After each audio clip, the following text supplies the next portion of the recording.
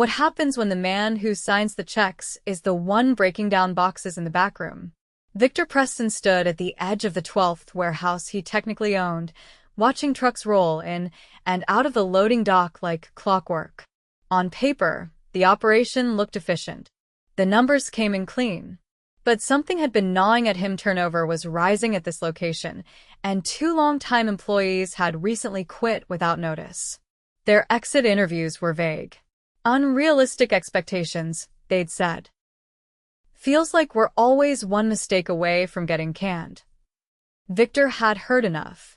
He inherited the company from his father 6 years ago, and while he'd modernized the systems and expanded to 12 warehouses across the Midwest, he knew he'd grown distant from the floors that built the business. So he disappeared for a week. No boardroom, no driver, no name badge with CEO on it. He grew out his beard, dyed it patchy gray, wore tinted safety glasses and a back brace. The disguise worked. Nobody questioned the new temp. He introduced himself as Rick through a staffing agency. The agency helped with peak season help, so it wasn't unusual. Plus, he'd never personally met the warehouse team. He only knew the location manager from quarterly Zoom calls. The first day was chaos. "Hey, Rick, you load in or stand in?" barked a man from the dock, clipboard in hand, sweat soaking through his polo. "You're on lane 5. Let's go." Victor hustled over, grabbing a scanner from the wall. Another worker, a woman in her late 20s, gave him a quick glance and said, "Don't mess up the count. They dock your pay if you misload." Victor froze. "What do you mean?" She didn't look up. "You put 1 box in the wrong truck, even if it's just off by 1 unit, and they cut your hours the rest of the week. Happened to me last Tuesday. I lost 16 hours 'cause I mislabeled a pallet." Victor blinked. "That can't be right. Ask around." She moved past him to her own lane. He went to work, pushing the dollies, scanning barcodes, loading crates. It was fast, tight timing. The manager, Jared, walked around like a prison warden, barking updates, checking manifests, and snapping at anyone who was even a minute late on rotation. By the second hour, Victor saw it happen. A teenage worker named Eric miscounted a stack of detergent boxes 20 instead of 21. It set off a domino effect. Jared stormed over as the truck was pulling out. "You think we're running a daycare, Eric? That was a misload. I should write you up again. You're already on 2 strikes." "Sir, I thought, don't think. Just count right. You're off the schedule Thursday and Friday. Maybe that'll help your math." Victor's hands clenched around the dolly handle. The kid looked crushed. Not defiant, not lazy, just defeated. Later, during lunch, Victor sat outside near the loading dock stairs. The same woman from earlier joined him with a sandwich. "You saw what happened to Eric?" Victor nodded. "He's just a kid. That's Jared for you. He runs this place like a boot camp. We're all scared to breathe wrong." "I don't get it. Isn't there a union rep or district manager who checks in?" She shook her head. "District guy only comes once a quarter. Jared preps for weeks before that visit. Make sure everyone shuts up." Victor looked out at the trucks. His trucks. His name might not be on the building, but every pallet, every barcode, every paycheck, they all came from him. And this was the way they were being treated? He went back in and kept working. For 2 more days, he loaded crates, listened, asked quiet questions, and watched workers like Eric and the woman, her name was Fiona Tate, move with quiet urgency. Fiona was sharp, fast, and kind. She helped others, checked their scans, and stayed late when someone fell behind. On day 4, things boiled over. Eric got a 3rd strike. This time, he'd scanned a pallet but hadn't realized 1 case was damaged. It wasn't even his fault. The forklift had clipped it earlier, but Jared didn't care. "You're done," Jared said, loud in front of everyone. "That's it. You're off payroll. Return your badge and vest." Eric looked like he was about to cry. "Please, sir, I need this job. My mom." Victor stepped forward without thinking. "That's enough." Jared turned. "Excuse me?" You don't fire a kid over a busted box. That's not leadership. That's bullying. Jared stepped closer. Who the hell are you? Victor took off the tinted glasses. Then the vest. He pulled out his wallet and handed it to Jared. Jared opened it. His face drained of color. Victor Preston, he read aloud. CEO. Victor's voice was calm, but ice cold. I own this place. Silence gripped the warehouse. Fiona dropped her sandwich. Eric stood frozen. Victor turned to the workers. I've seen enough. Victor stood facing Jared, the warehouse dead quiet behind them. The only sound came from a forklift backing into Dock 7, the high-pitched beep echoing like a warning. Jared's expression had gone stiff, like he couldn't decide whether to apologize or pretend this was all a misunderstanding. He opened his mouth, but Victor raised a hand. Don't say a word, Victor said. We'll talk later privately. He turned to Eric, who was still holding his badge like it might disappear if he moved. His hands were trembling. You're staying, Victor told him, calm but firm. We'll figure this out. Eric nodded once, eyes wide, and stepped back without saying anything. Victor looked around the floor. Every worker had stopped, some mid-carry, some still holding scanners in frozen hands. His voice carried across the dock. Get back to work, he said. You'll all have a chance to speak with me soon. Nobody knew what to make of it, but slowly, pallets started moving again. Fiona gave Eric a short glance, then turned and walked back to lane 3. She didn't speak, but the way she moved focused, not rushed, told Victor she was watching closely. He followed Jared into the manager's office upstairs. It was a small glass-walled room perched above the warehouse floor, with a single desk, a mounted monitor displaying intake schedules, and a dry erase board listing labor targets for the week. Victor closed the door behind them. Jared stood stiffly beside his chair, arms crossed. Look, Mr. Preston, you knew who I was as soon as you saw the ID, Victor interrupted. So, you know exactly how serious this is. I wasn't trying to be disrespectful. You weren't trying to manage either. Jared shifted, looking toward the window. It's a high-pressure floor. We don't have the luxury of hand-holding. Victor stepped closer, voice low. That kid downstairs? He's not your liability. He's your responsibility. And you humiliated him in front of everyone. Jared's jaw clenched. We run tight. If I ease up, we miss targets. If we miss targets, the district comes down on me. You're not getting pressure from district to fire kids over damaged boxes. No, but if I don't keep things in line, things fall apart. You give them an inch, you've taken miles, Victor snapped. I've been on that floor for 4 days. You're not enforcing discipline. You're running people into the ground and calling it leadership. Jared opened his mouth, but Victor cut him off. How long have you been writing people up for things beyond their control? Jared didn't answer. Victor walked to the dry erase board. The weekly labor targets were broken down by hour, aggressive, too aggressive. He erased the numbers with the side of his hand.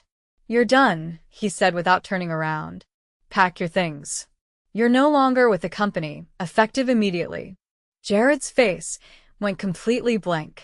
You can't just... I can, Victor said. And I just did. Security will escort you out.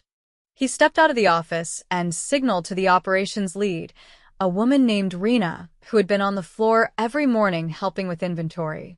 She came up quickly, her eyes flicking from Jared to Victor. I need you to take over as interim floor manager, Victor told her. Rena blinked. Me?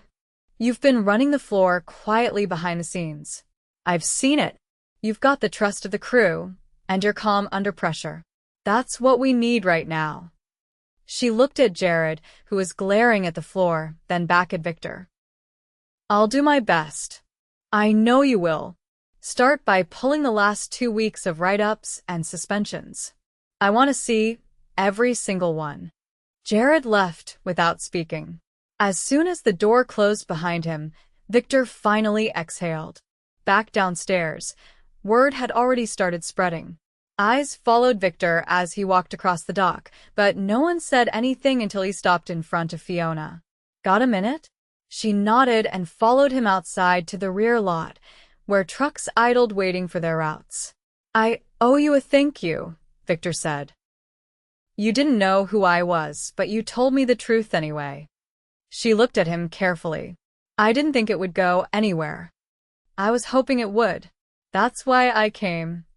She leaned against the concrete barrier, arms crossed. "I've worked here for years. First under Timmons, then Jared. It got worse after the second year. People stopped speaking up. We were all afraid of the retaliation." "Why didn't you leave?" She shrugged. "I'm paying my sister's tuition.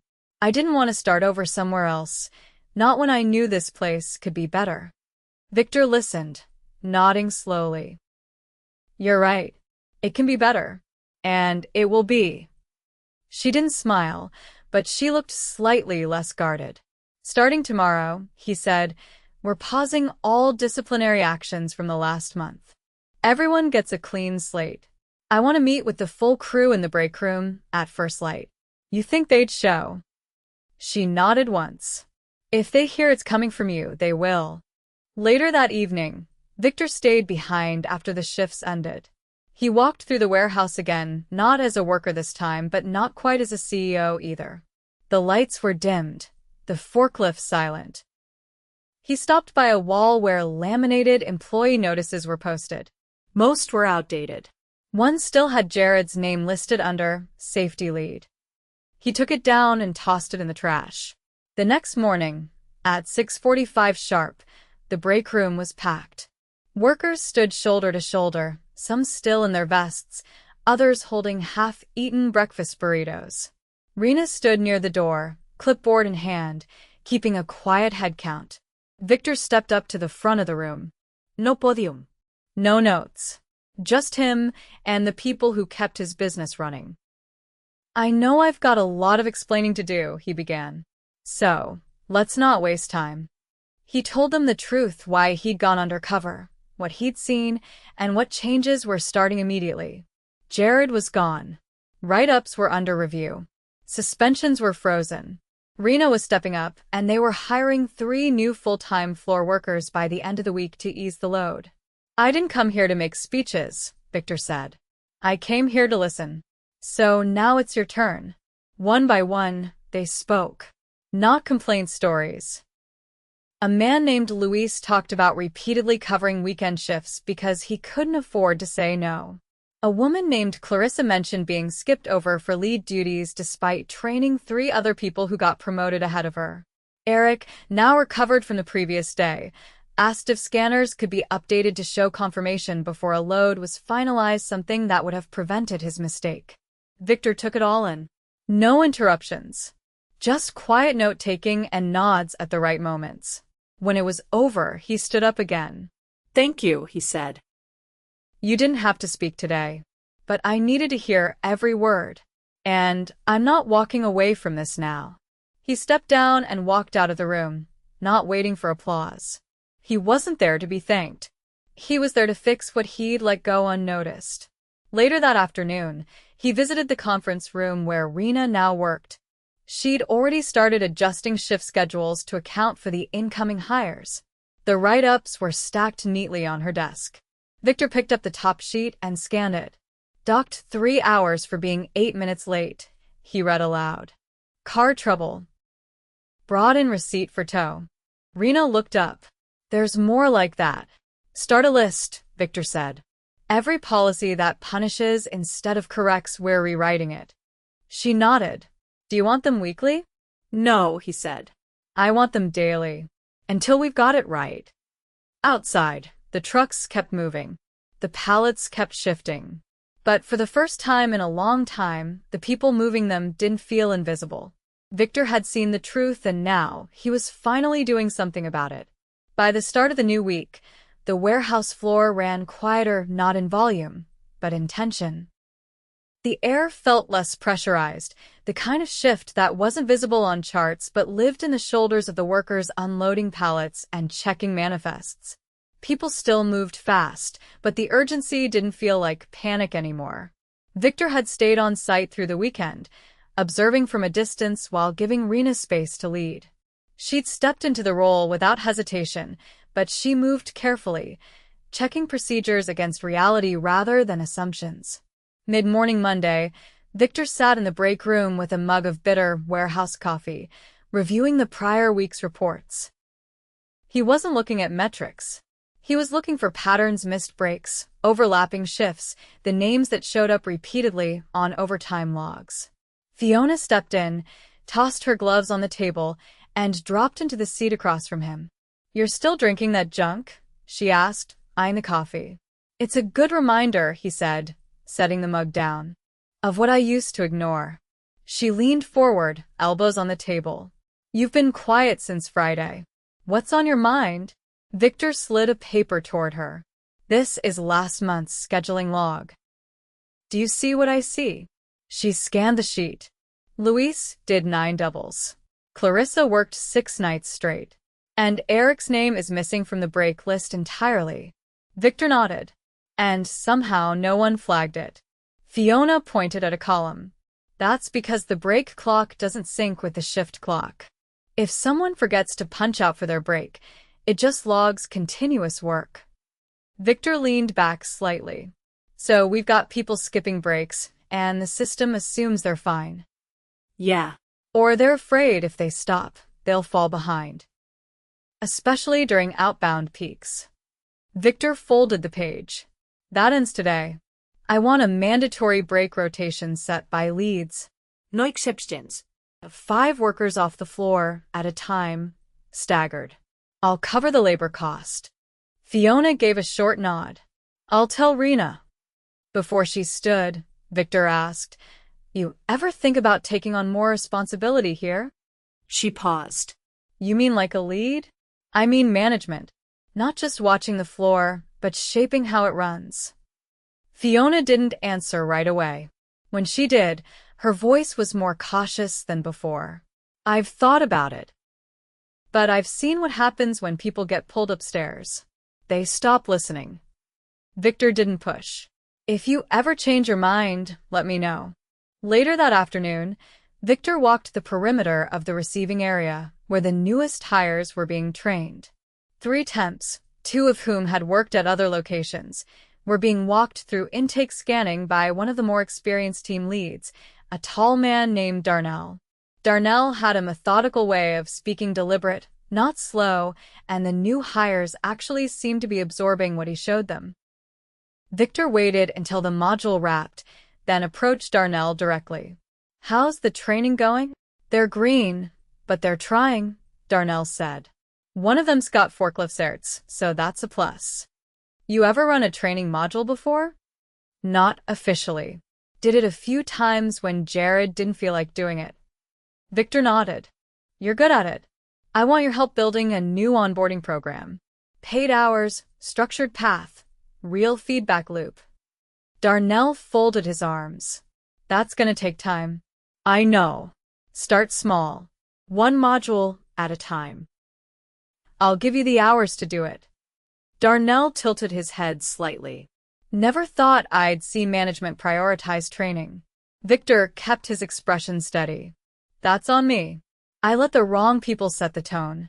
He moved on, making his way back toward the office level where the HR rep, a soft-spoken woman named Elise, was compiling a report on the suspended write-ups.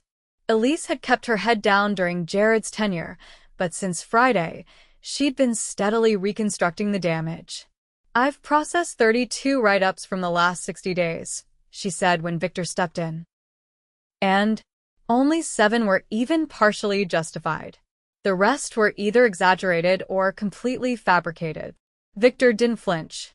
"I want every one of those reversed. File a notice for each employee officially rescinded." "I already started. But there's something else." She handed him a folder. Inside were 2 anonymized complaints, both filed through the external hotline 6 weeks prior. Both accused Jared of targeting workers who spoke limited English, assigning them the heaviest workloads, and threatening to dock them for things they didn't understand. Victor's voice dropped an octave. Why wasn't this escalated?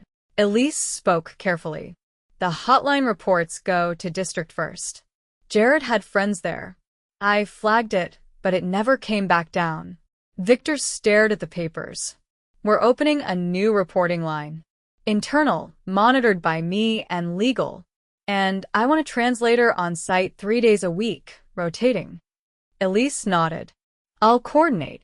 By day's end, Victor was back on the floor, helping move overflow inventory onto new racks that had arrived late from the supplier. As he stacked cartons with Eric and Clarissa, he noticed something different, not in their pace, but in their posture. People weren't looking over their shoulders anymore. They weren't glancing at the clock like it might bite. Clarissa adjusted a box and said, "We've got 2 more racks coming next week." Victor nodded. "Ordered them Friday. You'll get a dedicated sorting team once they arrive." Clarissa gave a short nod. "Good. Because if we're going to do this right, we need more than just racks. We need a place for damaged goods that isn't the floor." Victor paused, then looked at her. "Draw up what you'd want. Layout, supplies, signage. I'll review it." She blinked once, and then nodded again, slower this time. "You sure? You've worked here 6 years. I'd be stupid not to ask." Near closing time, Victor returned to the office and found Rena reviewing the updated shift map. She'd reorganized it into color-coded blocks, clearly showing break rotations and skill coverage. "You did all this today?" he asked. "I stayed after for a bit," she said. "It's not perfect. Still short 2 loaders on the night shift. But it's stable for now. I'll approve the extra coverage. And I want you to start recruiting internally for floor leads. People trust your judgment." She hesitated. "You know some of them might not want it, right?" "I'm not looking for volunteers," Victor said. "I'm looking for people who already lead, even if they don't have the title." Rena leaned back in her chair. "In that case, you should talk to Fiona again." "I already did." That night, Victor walked the dock alone, just before lights out. The forklifts were parked, the scanners docked. The walls didn't echo with shouting anymore. They held sound like a space meant for people, not just product. He sat on a metal step near the receiving door, watching the last truck pull out. His phone buzzed. It was a message from legal, confirming that Elise's internal reporting system had been greenlit. He didn't reply. Not yet. Instead, he looked out across the floor. There was still work to do, too much to finish in a week or even a month. But for the first time, it felt like the work was building something, not just holding something broken together. He stood up and walked back in. The warehouse wasn't fixed, but it was healing. And that was enough for now. By Thursday morning, the warehouse had settled into something resembling a rhythm. Not polished, not perfect, but functional in a way it hadn't been in months. With Jared gone and no new manager installed yet, Victor kept his presence visible but unobtrusive. He wanted to see how people operated when they didn't feel watched, just supported. At 6:45, Rena met him in the operations office with a printed list. "We've got 2 serious bottlenecks," she said, tapping the paper. "Returns processing is backed up by 4 days. And Zone 6 staging area still hasn't been cleared since the new racking came in." Victor looked up from the page. "You think we should pause outbound for a few hours and redirect labor?" "Won't need to if we bring in 1 more part-time overnight. I've got a guy worked here last year. He left because of Jared but said he'd come back if things changed." Victor nodded once. "Bring him in Monday. I'll authorize the hours." She turned to go but paused midway. "There's something else," she said. "I've been hearing from a few of the older guys on the floor. They're worried this is all temporary, that the moment you leave, it goes back to the way it was." Victor folded the list. "Makes sense. I'd feel the same." They said it straight this time. No filters. He leaned against the desk. "What exactly did they say?" "That it's not about who's in charge. It's about whether the changes stick when no one's watching." Victor nodded slowly. "Then we prove they do." By mid-morning, he was back on the floor, walking the perimeter of Zone 6, where the staging area was still a mess of half-labeled pallets and broken-down crates. He found Clarissa there, breaking down damaged boxes and sorting items into bins with a laminated chart beside her. "You did this?" he asked, pointing. She didn't look up. "Started yesterday. Figured it was easier to build a sorting method than keep waiting for one." "You said you had a layout in mind. Thought you were going to draw it." "I did, but no time. So I just built it." Victor studied the bins. Each was labeled by damage type: punctured, crushed, expired. All coated with colored tape and a clipboard for sign-offs. "I want this standardized across all 12 locations," he said. "Write it up. You'll get the credit and the pay bump." She paused, then looked at him directly. "You're serious?" "I'm too tired not to be." A few feet away, Eric was helping a new hire, Reggie, probably no older than 20, adjust a strap on a pallet jack. Reggie was struggling to get the tension right. "Pull it tight before you lock it," Eric said. "Otherwise, the whole thing shifts in transit." Victor watched for a beat. "You learned that from experience?" he asked. Eric nodded. "Lost a whole tower of bleach last month. Didn't want him to go through the same." Victor nodded once, then turned to Reggie. "You feel like you're getting the hang of things?" "Eric's been helping a lot," Reggie said. "Didn't think people would be this cool." Victor looked at Eric. "You feel ready to train others?" Eric hesitated. "I mean, I'm still learning myself." "That's the right answer," Victor said. "Which means you're ready." By early afternoon, Fiona found Victor near the intake dock. She wasn't in her usual vest. She'd swapped into one of the new lead uniforms Elise had ordered as part of the internal promotion push. "I'm not accepting the full-time supervisor title," she said flatly. "Not yet." Victor raised an eyebrow. "Why not?" "Because I want to build the job first. Not take the title and then figure it out after." "You'll still get the pay rate." "Then I'll take the pay. But I'm not putting supervisor on anything until I know I'm not turning into what I spent 4 years working against." Victor nodded. "Fair." She stepped closer. "Have you looked into district yet? The people who were routing those hotline reports back to Jared?" "I've started," he said. "Legal's pulling call logs and forwarding chains. If anyone buried complaints, they're out. No exceptions." "Good," she said. "Because I've got names." Victor looked at her. "Write them down. Hand them to Elise." Quietly. She nodded once and walked off. Later that day, Victor attended his first warehouse safety huddle since the changes began. Only about 15 people showed up, mostly veteran workers who had seen more than one version of how the place could run. Luis stood near the back, arms crossed. When Victor asked for feedback, he spoke without raising his voice. "You want people to believe this is real?" he said. "Then you can't just fix policy. You've got to fix memory." Victor didn't follow. "Explain." "People remember how things were. We remember who got punished for nothing, who got passed over. You want this place to stay right, you need to make those wrongs right. Not just erase them." Someone else, a forklift driver named Tanya, added, "We still don't have a grievance board. We bring problems to leads, but there's no record.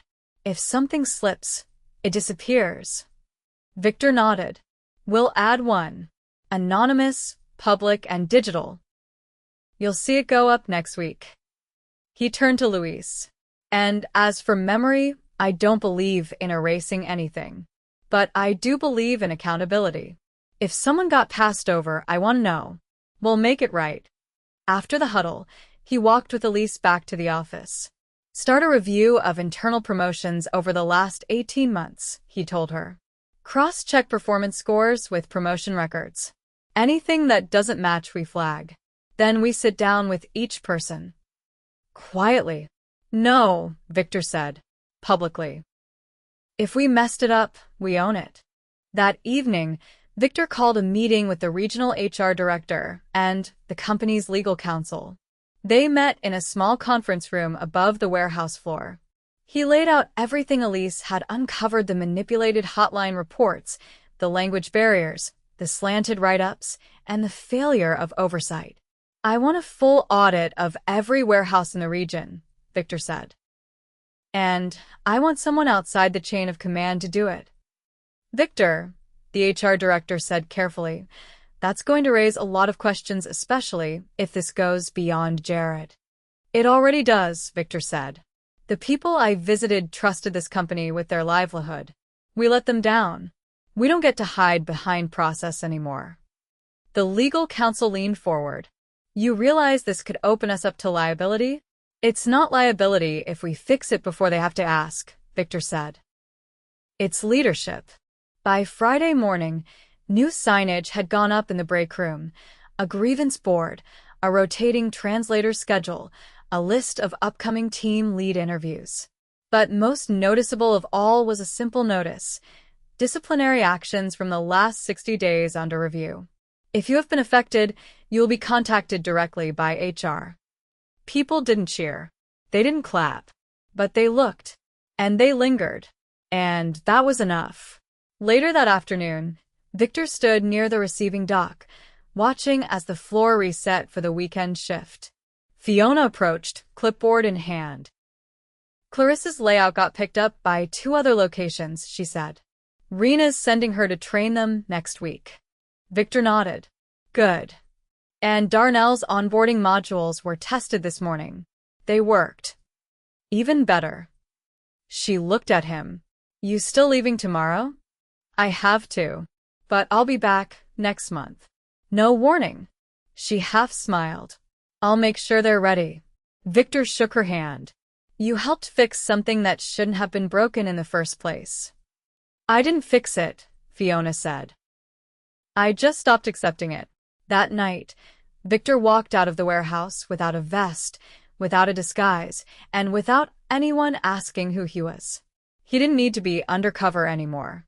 He had seen the truth. And now so had everyone else.